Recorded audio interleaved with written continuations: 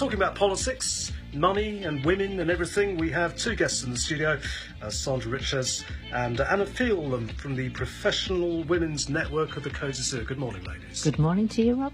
Good morning, Rob. Yes, hi. Sarah's here as well, but she hasn't got any money. No, I haven't. No, I've got it all. Well, where are you taking us then? That's what I want to know. Sorry? Where are you taking us? You know, I'm eating at the Louis Cans for quite some time. Okay, well, obviously a lot has been in the news recently about women's roles in the workplace, the fact there aren't many chief executives at the top of top companies in London, for example. But it's, it's just a question that shouldn't even arise as far as I'm concerned. I think it all goes back to how it all happened many, many years ago. You know, women always held the purse strings, but they weren't responsible with how it was filled. It was always men that did that.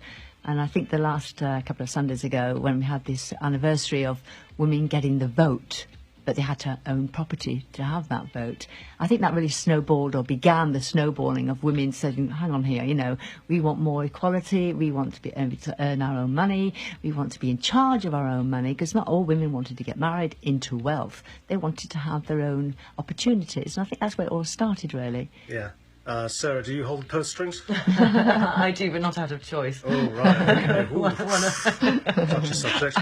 Sandra, you had an event planned to talk about this year, but it had to be postponed, but will it be coming up later in the year? Yeah, so we have a whole series of events around women and money planned for the fall. So it should be, there's about 6 workshops planned, going through all the different aspects of women and money, from attitudes and psychology towards money, to dealing with financial services, to women entrepreneurs, to women in the workplace and salary and promotion issues, and then finally secrets of making money from people who've made it, who've done it, especially women, and then finally about planning and managing retirement, because that's a big issue, especially here and on the Côte d'Azur. Yeah, Annie, you were saying to me just before we came on air that men and women have a very different attitudes to money. Why is that, do you think? I'm not really sure what it is, but I think with women it tends to be more of an emotional currency. It's how we earn our money. I think it's very, very important. It's really driven by passion, and we've got to know where it comes from and how we deal with it. And we don't have the same attitude towards money as maybe our men folk do. You know, it's how we make it. It's important to us. And the issue of stay-at-home mums as well, I mean, is quite big, because, I mean, any woman will tell you that's a full-time job in itself, and really they deserve to be paid for it. Well, I think that also impacted on the fact that they lost quite a lot of the money with pensions. I think we were talking about that before, weren't we, Sandra, before we came on air? Yeah, I was looking at some research. It was really interesting to look at the impact of motherhood on women's financial status, and particularly working women, when you choose to have your children, because now we can more or less choose to have our children, not always, but we can plan a little bit better. And since women are doing that, women are having children later. They're choosing to get married later, perhaps not even get married later, but in any case having children later into their 30s. And the research was showing that either women who have their children very young, under 25, or women who wait and have their children after 35 probably have the least impact of the motherhood penalty, what we call the motherhood penalty. So that's when you take a huge pay drop, obviously, when you leave work to have a child and then raise that child and then try to come back into the workforce with small children. It makes it a lot harder for women to regain and go back up that slope. So I guess the key years that we have to look at as women are probably between 25 and 35.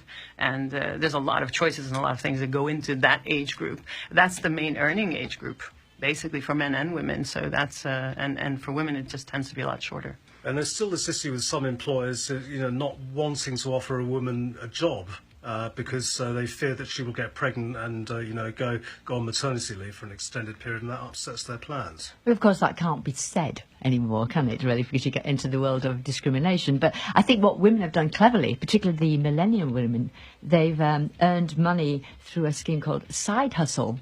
So they've taken on little jobs or little passions that they've done from home and then turned them into real businesses and become very successful entrepreneurs and made lots and lots of money by doing that, but being self-driven and driven by passion.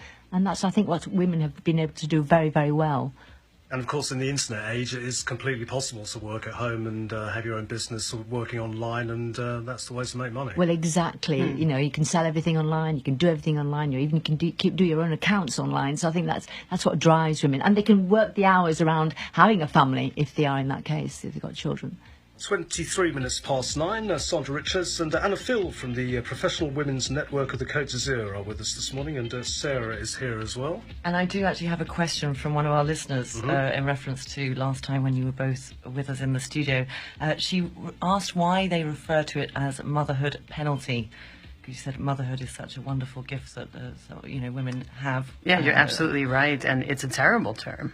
But unfortunately, it's a term that's being used out there when you're doing research on this topic. You need to be able to search on those keywords, unfortunately. And I think it does sound a little violent, but it is also, if you're a career woman and you never make up that gap, you do kind of feel punished a little bit and sort of out of control of that. But absolutely right, it's a terrible term, and if we can come up with a better one, I'd go for it. Who came up with the term? Good question. Attitudes are changing a little bit.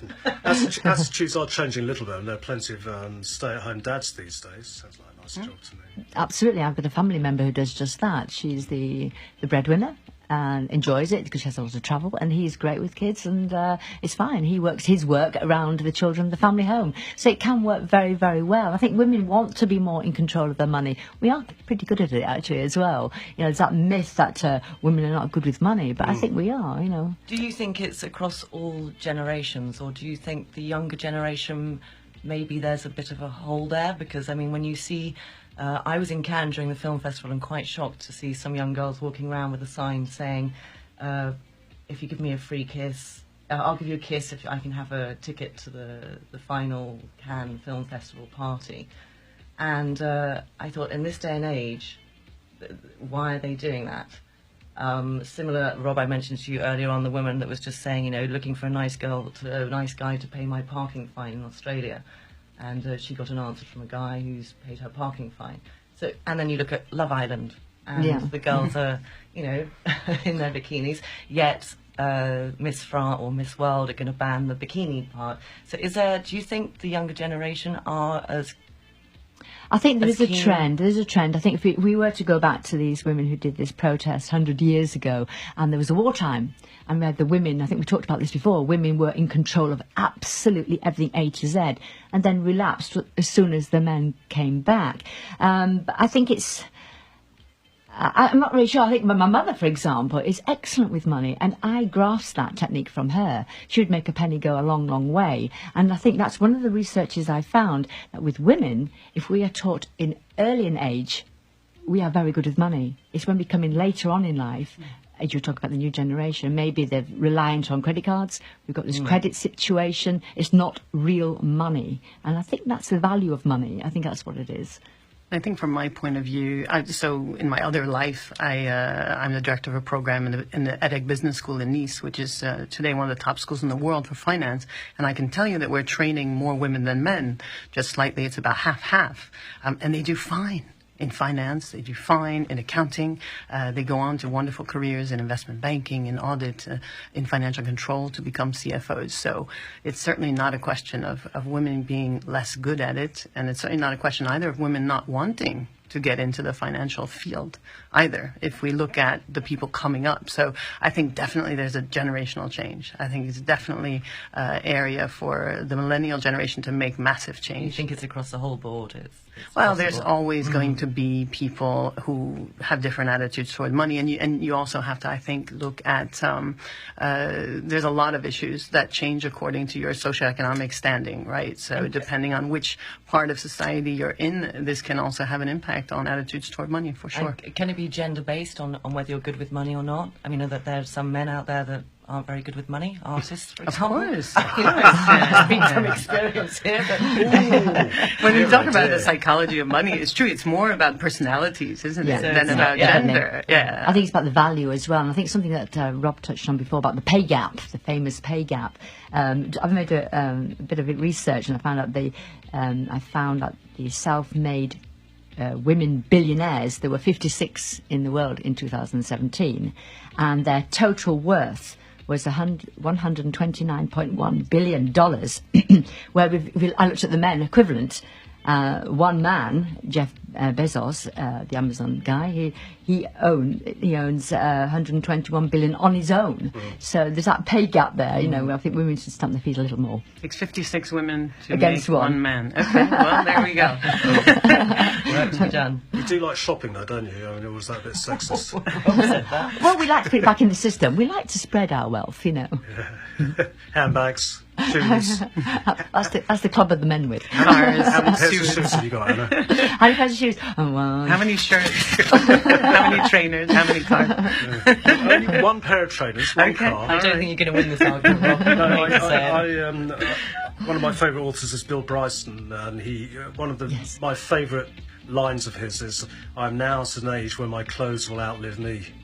But I think Michelle Obama sort of summed it up. Success isn't about how much money you make.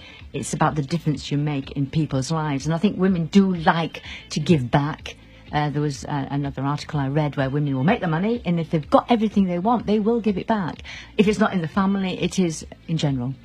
Okay, so this event had to be postponed for the time being, but when's it taking place? In the autumn. So taking place in the autumn, starting in September, and there'll be a series of 6 workshops, pretty much about every month and a half, spread out over the year until probably this time next summer.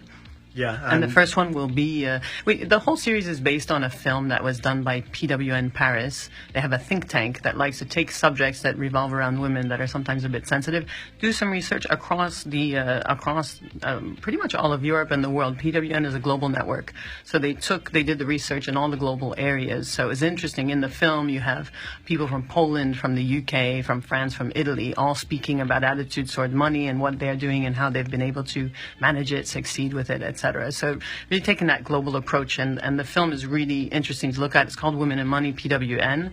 If you want to Google it, you can have a look at it. It's available free online right now. So I think it's a good way to prepare for the workshops coming up. And it goes through all the topics that we'll be dealing with. Yeah, and you'll be having tips on how to set up a business and how to make money as well. Absolutely, yeah. And how to manage it. Yeah. You better go to that, Sarah. Yes, I definitely feel that. Out of interest, I'm going. Definitely. Out of interest, I wonder, to do with money, but obviously maybe not the business side, but lottery winners, when they're men or women, do you see, in your research, do you see a change of how men will spend a big win on the lottery compared to women? It will be the fast cars. I looked at that once upon a time, and I saw that the men would spend it, but they became even poorer than before because they just flashed the cash. And I do like something that she was the editor of the Cosmopolitan magazine for 32 years, Helen Gurley Brown. She said, money, if it doesn't bring you happiness, will at least help you be miserable in comfort. Yeah. And I quite like that. Well, I'll be popping down the Aston Martin showroom tomorrow morning, all things going well. Ladies, thank you very much for coming in. Thank you. Is there a website that people can go to have a look? Absolutely. So it's www.pwnnice.net. Okay. Sandra Richards and Anna Field from the Professional Women's Network of the Côte d'Azur, www.pwnnice.net. Right. Talk to you again soon. Thank you. Thank you.